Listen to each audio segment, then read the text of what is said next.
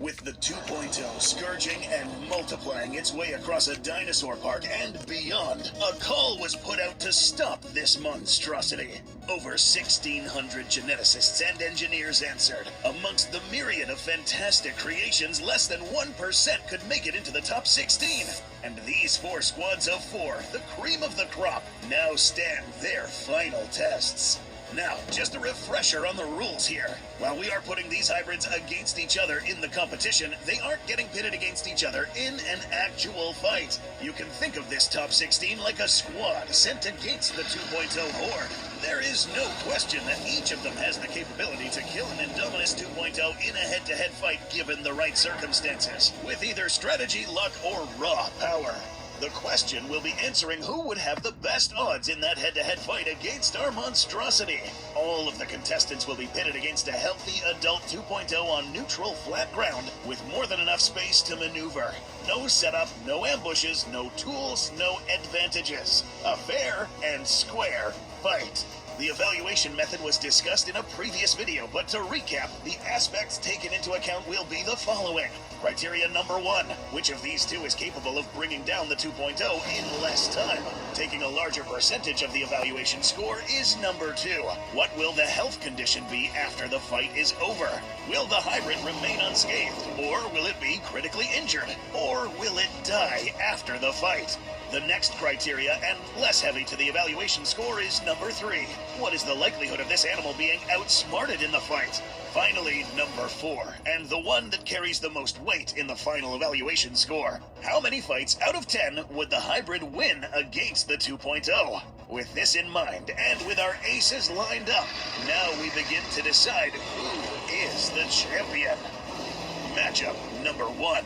In our first matchup, we have the greatest of our flying hybrids contrasted with one who arguably comes the closest to battling like their opponent. The differences between Vega and the 2.0 are mostly measured in increments rather than stark contrast. Essentially, everything it can do, its opponent can do to some degree or another, and vice versa. If the only deciding factor was who would take the least amount of damage dispatching a 2.0, the Valkyrie actually would come out victorious with far less damage. Relying on long distance, long-reach peck attacks, and dive bomb maneuvers, it could inflict lethal damage on even the 2.0 if it lands enough headshots. A beak that big, with that much force behind it at this size, can rupture bone and cause lethal brain damage. However, it is a glass cannon. It can certainly win without taking any major hits in return, but if the 2.0 manages to grab its aerial adversary, or not get back enough that it can get off a charge and tackle, it'll be curtains for the Valkyrie of Valhalla. Basically, Valkyrie would win if and only if it doesn't let the Indom land any hits in return. And that's unlikely given our scenario rules. A fight between the 2.0 and Predator Rex would be a slugfest, and no matter who wins, they might walk away with potentially lethal wounds. However, Predator Rex can stay in the fight a lot longer because of its sturdier build, greater weight, and armor. Together, these two would be nearly unstoppable, but only one can continue on to the next round. Vega continues forth, with Valkyrie taking the first honored spot as a valuable ally in this conflict. Matchup number 2. Sometimes some of the best offense starts with superb defense, and these two embody that spectacularly. Gigantotherium has a greater advantage in reach, however, and maneuverability. Being able to operate partially on 2 legs, it'll be able to turn and reposition a lot faster than its quadrupedal companion combatant. Ferropelta, meanwhile, doubles down on defense and would fight chiefly by having the 2.0 come to it. In a contest fought in the wilds, the 2.0 might be able to completely avoid the slower armored dinosaur by just staying out of reach, using projectiles in some limited capacity, or simply outrunning it. However, this is not a hunt in the wilds. This is a fight to the death in a set space with no tools. And when your best offense is your defense, whoever's defense falters first loses first. With that in mind, Gigantotherium absolutely does have superior offensive abilities, but it does come at the cost of its own protection. It's not fast enough to easily chase down the 2.0, so it would be forced to be reactive in its attacks. And while greater reach certainly can help, it's against an opponent that is more agile and capable of dodging and maneuvering quite quickly. It would still be a deadly opponent, and might take down just as many 2.0 that can take it out, but its armor is less extensive on the face, neck, and artery-rich areas like the joints. Ferropelta, meanwhile, would be taking far more hits, but it can afford to do so. Being low to the ground with a wide body and extending armor, flipping it over would be drastically harder to do versus the long-legged InGen Ankylosaurus. Surprisingly enough, one of its best assets might actually be its jaws. With the 2.0 wisely trying to avoid the tail, most of its attacks would have to be directed at the face. And while it might be nimble enough to dodge slower charges and horn stabs, its feet and hands would be in grappling range by that sharp beak. Ceratopsian dinosaurs have the strongest bites of any herbivore to ever live on land. Seizing hold of a limb would prove a viable strategy to follow up with a charging rush or slowing down the 2.0 enough to whirl around for a tail strike. Gigantotherium definitely brings better offensive options to the table for the coming conflict, but the literally ironclad defense of its comrade carries Ferropelta into round 2. Matchup number 3. These two would have completely different combat strategies on confronting the 2.0. The Theropod King would be able to end the fight a lot quicker thanks to greatly enhanced agility and maneuverability, hitting a sweet spot of size and speed to not be at a deficit for either. If it can seize the 2.0 by the neck, its powerful bite and shredding teeth could potentially open up the throat, even with its foe's armor. However, Theropod Rex would be hoping for a quick victory in this comparison. If it turns into a more dragged-out fight, or if it starts taking hits, its chances are going to diminish. By comparison, the armored Titan is practically built for such an endurance match. Taking arguably the most powerful land animal to ever live, another sauropod with superb reach, and giving it armor means it can take hit after hit without risking any shots to the vitals. It might wind up slashed, bitten, and bloodied, but it could weather the storm long enough to get a retaliation hit in and secure victory. While it may even be outsmarted by the 2.0 in many cases, the fact that this hybrid would secure more victories regardless of being not as smart as the 2.0, and it being in better physical shape after said victories, this will be certainly helpful in advancing to the next round. Theropod Rex strikes hard, but bats a lower average than its larger counterpart and will be kept in reserve. The simple but effective armored Titan shifts into the next round. Matchup number 4. I could live here. I can help you guys. Checking in. Despite drastically different body types, these two armored herbivores arguably have similar strategies. Being reinforced and large enough to endure a fight, they are built to exploit potentially lethal assets to get a retaliation blow against their opponent. Caranoceratops has a potential one-shot kill ability if it gets a solid gore attack with those horns. Most types of body armor that still allow for flexibility, like what the 2.0 has, are still vulnerable to large, piercing attacks. And with horns even bigger than Triceratops's infamous arsenal, landing a hit like that is going to rend and rupture no matter what it strikes. That said, however, this armored horn head would need to be reactive instead of proactive. It can't waste stamina chasing down its faster opponent with a charge. This means it would be best suited to stand its ground and fence and lunge against the 2.0 instead of a full throttle charge.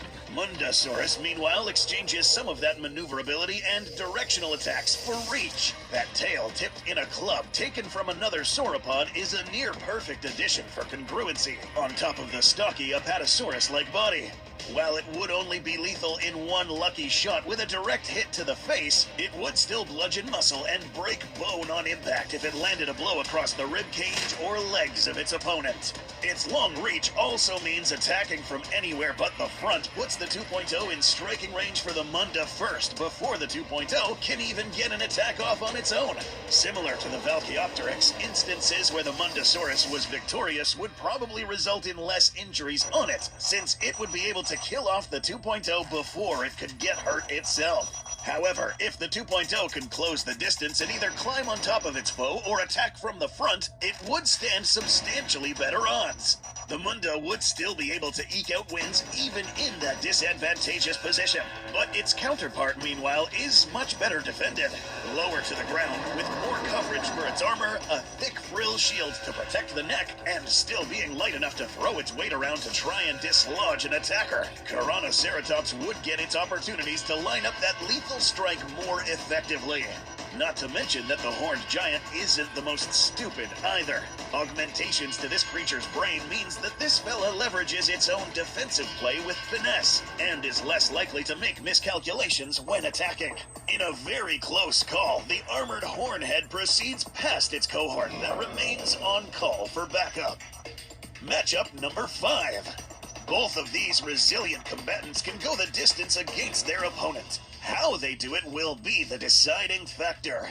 Arctosaurus lacks any major critical weak spots aside from the underside of the throat, which would be hard to access considering its lower stance and center of gravity compared to its opponent. Additionally, its lighter weight means it'll be plenty agile enough to keep its business end pointed squarely at the 2.0.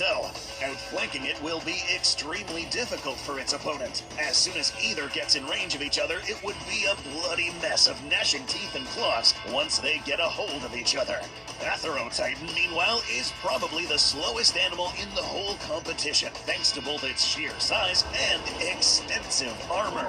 That does, however, mean that it is also one of the hardest animals to actually meaningfully damage. Short of climbing on its back, which is risky business because it's not gonna just stand still and let itself get scaled Shadow of the Colossus style. There isn't really much important an opponent the size of the 2.0 can reach. The sauropod, however, only needs one good hit to make the fight count. In a protracted battle in the jungles, it might find itself in a big disadvantage if the 2.0 could try and ambush it time and time again before retreating under cover.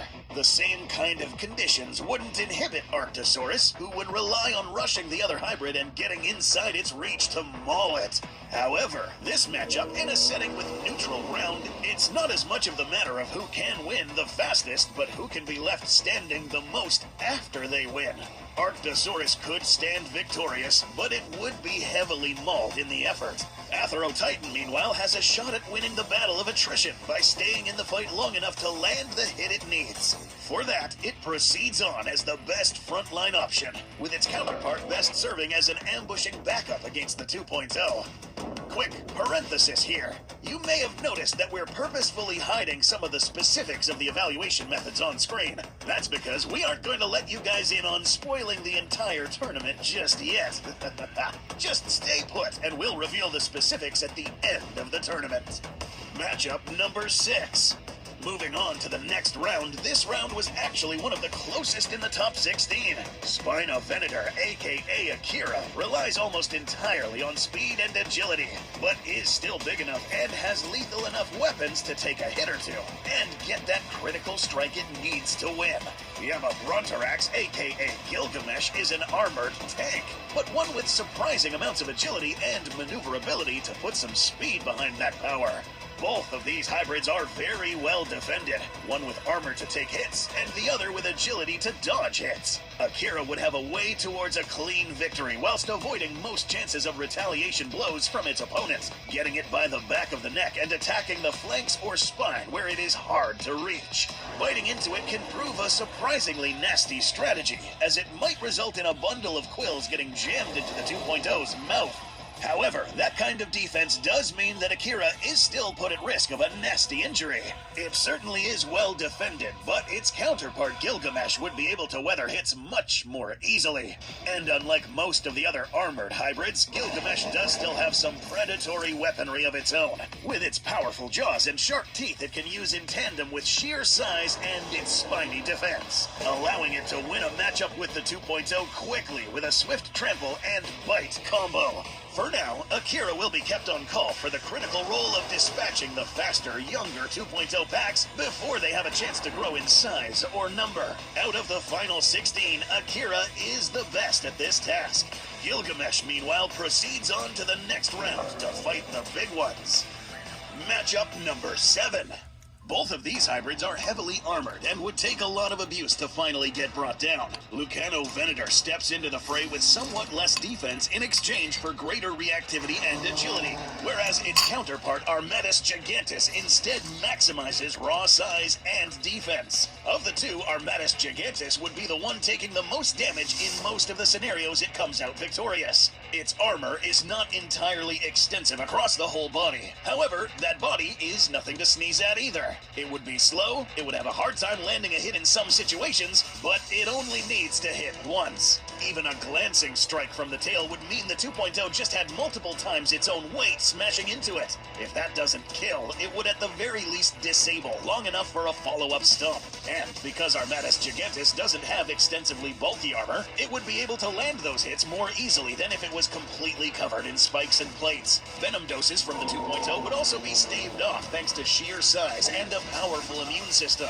Lucano Venator, meanwhile, would be substantially more reactive and able to brawl more effectively than its counterpart. What it might lack in seemingly lethal claw and bite attacks, it makes up for with speed and lateral armor that can stab and rend. Grappling it or wrestling with it carries a hefty risk of a saw-bladed tail swipe, and the lucky shot to the head or neck could be a death blow right out the gate. Deciding between these two is tricky. Despite the size difference, Lucano Venator would have actually done better against the 2.0 in a confined space like a forest. However, evaluating that fairly would be impossible because this competition needs neutral ground. Because the tank of its team would survive more close-up battles, Lucano Venator will be kept in reserve for deployments against 2.0s in jungle environments, as its colossally titanic ally proceeds on. Matchup number 8. This round was one of the hardest ones to call. Both of these hybrids are powerhouse brawlers that can hit hard and take hits while still having plenty of dexterity. Nemi Faganex has some of the most devastating weapons in the top 16, including one of, if not the most powerful bite amongst the roster. And with its stocky frame and powerful build, it would be able to weather a lot of abuse while landing these critical bites in the midst of a brawl. Its counterpart, Monstrotherium, trades some offense for more armored defense, while still having plenty of capability for brawling all on its own. A fight with either of these two pitted against a 2.0 would be a bloody, messy affair, if one of the sides didn't get a critical hit right out the gate with a bite to the throat. Both teammates are capable of grappling and following up with a devastating hit, while also not being so extremely heavy that they would be cumbersome. Based on raw stats such as weight and distribution, the 2.0 is still more agile than either of them. But the gap wouldn't be insurmountable with their own dexterity and great reach. While we determined that Nemi would actually kill faster given its greater bite capabilities, dexterity, and speed, and both hybrids' genetic contributors allowed it to be relatively equal in terms of smarts, the deciding factor came down to the type of armor and health after the brawl. In this specific evaluation round, this is determined by both criteria 2 and 4.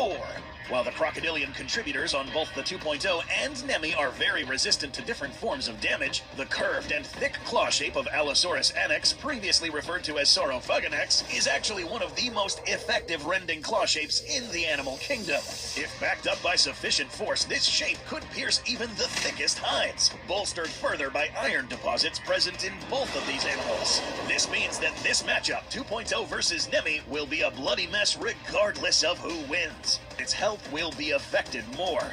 An attempt to mitigate this was the addition of alligator DNA, animals that are known to reduce blood flow to injured limbs. This works to some degree, but not so well in the midst of combat. Depriving a limb from blood flow during use will end up working against both of these hybrids regardless, unable to carry oxygen to the muscle and take away lactic acid and carbon dioxide. Either you bleed and try to end the fight as quickly as you can, or mitigate blood loss and fight with a less functional limb.